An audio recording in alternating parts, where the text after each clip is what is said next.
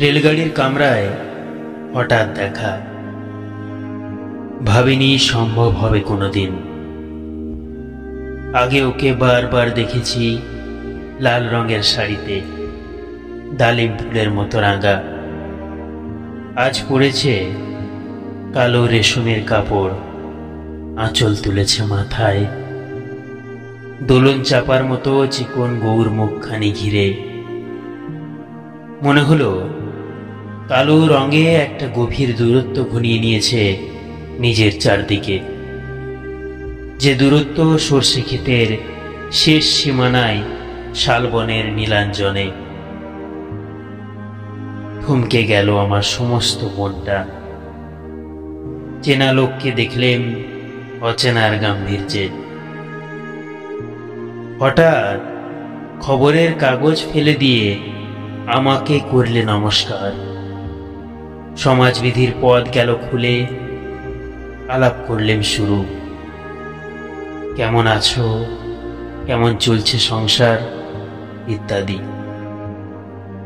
সে রইল জানালার বাইরের দিকে চেয়ে, যেন কাছের দিনের ছোঁয়াচ পার হওয়া চাহনিতে। দিলে অত্যন্ত ছোট দুটো একটা জবাব, কোনোটা বা দিলেই না। বুঝিয়ে দিলে হাতের অস্থিরতায়, কেন এসব কথা, এর চেয়ে অনেক ভালো চুপ করে থাকা।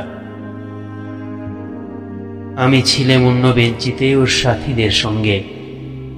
একসময়ে আগুন নেড়ে জানালে কাছে আসতে, মনে হলো কম সাহস নয়। বসলুম ওর এক বেঞ্চিতে। গাড়ির আওয়াজের আড়ালে বললে মৃদু স্বরে, কিছু মনে করো না। সময় কোথা সময় নষ্ট করবার? আমাকে নামতে হবে পরের স্টেশনেই।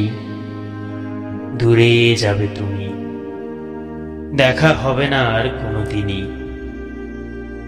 যে প্রশ্নটার জবাব এত কাল থেমে আছে, শুনবো তোমার মুখে।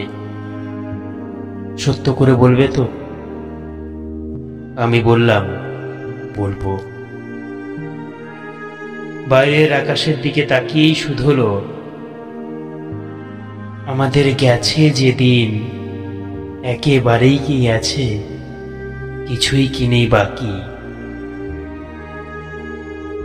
একটুকু রইলেন চুপ করে, তারপর বললেন, রাতের সব তারাই আছে দিনের আলোর গভীরে। খটকা লাগলো, কি জানি বানিয়ে বললেন নাকি। ও বললে, থাক এখন যাও ওদিকে। সবাই নেমে গেল পরের স্টেশনে, আমি চললাম একা।